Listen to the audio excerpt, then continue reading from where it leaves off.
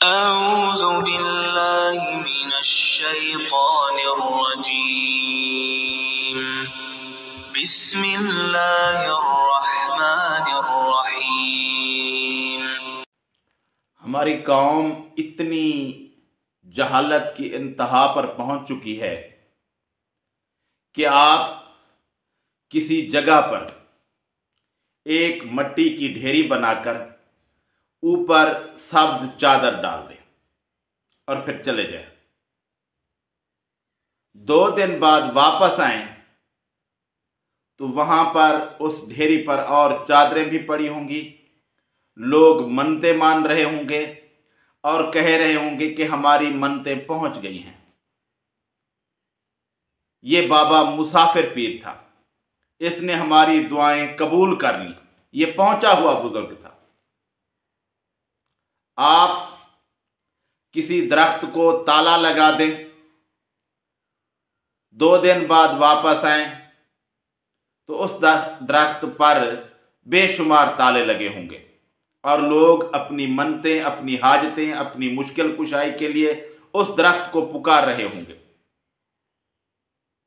यहां तक जहालत के अंदर ये कौम डूब चुकी है।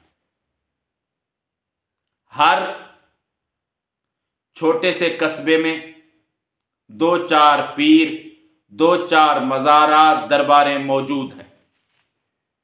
हर शहर के अंदर में सैकड़ों पीर मौजूद हैं जो कि जहालत का, शिर्क का गढ़ है।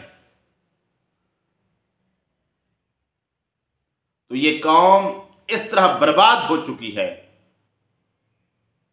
कि अल्लाह की पनाह। खास तौर पर पाकिस्तान, इंडिया वगैरह इन जगहों पर जहालत की इंतहा है और ये लोग किसी जगह को नहीं छोड़ते। इराक, ईरान में उनकी तो बात ना करें, उनका तो मजहब ही इसी तरह है, तशय्यो का। लेकिन जो लोग अपने आप को अहले सुन्नत मुसलमान कहलवाते हैं, नबी के तरीक़े पर चलने वाले कहलवाते हैं, उनका भी हाल ऐसा है कि मुसलमान समझते हुए भी परेशानी होती है कि अगर यही इस्लाम है तो फिर हिंदू मत में बुराई क्या थी, फिर मुशरिकीन मक्का के अंदर बुराई क्या थी। अगर ये इस्लाम है, कब्र की पूजा, दरख्त की पूजा, दीवार की पूजा, हर चीज जिस पर आप कोई सुर्ख झंडी लगा दें, सब्ज झंडी लगा दें, उसके बाद वो मुश्किल कुशा बन जाती है। ये तो है हमारे लोगों का हाल।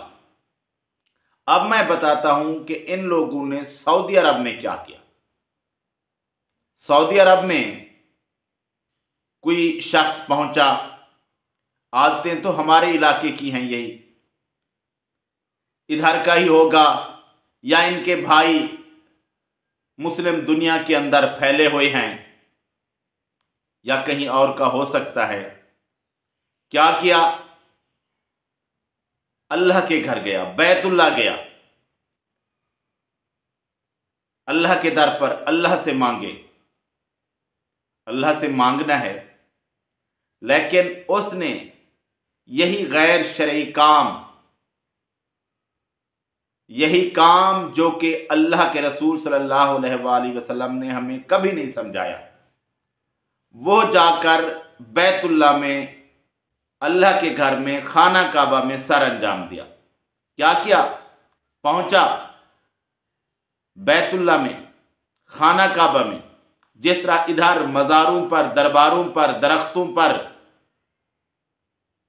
जाकर ताले लगाते हैं अपनी मन्नत मानने के लिए कि मेरी मन्नत पूरी होगी, मेरी मुराद पूरी होगी, पीर साहब पूरी करेंगे, ताला लगाते हैं।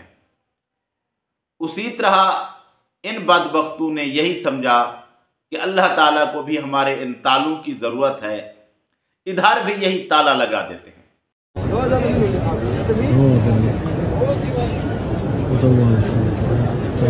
حسن لا سكت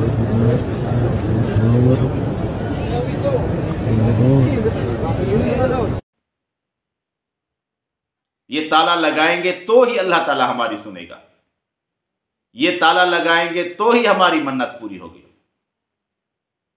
ये जहालत इधर चलती है, उधर नहीं है। अल्लाह ताला इन तालों का, इन तुम्हारी अजीब हरकतों का उसको कोई ज़रूरत नहीं है। हाँ, मांगने के लिए वो दर है, उधर जाएं।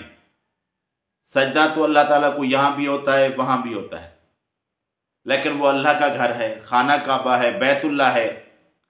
उधर जाकर गिड़गिड़ाएं, दुआएं मांगे, अल्लाह ताला के आगे रोएं, लेकिन ऐसी हरकत ना करें जो कि शरीयत से साबित नहीं है। ये ताले की या सुर्ख सब्ज झंडियों की अल्लाह तबारक व तआला ने जो शरीयत मोहम्मद सल्लल्लाहु अलैहि वसल्लम पर नाजिल की है, उसके अंदर कोई सबूत नहीं है। तो ये जहालत है, जहालत की इंतहा है कि ये जो अपनी खुराफात इन दरबारों पर, इन मज़ारों पर करते थे, वही आज जाकर बैतुल्ला में, खाना काबा में करने लगे हैं। हाँ, ये बात तो है कि जो दुआ,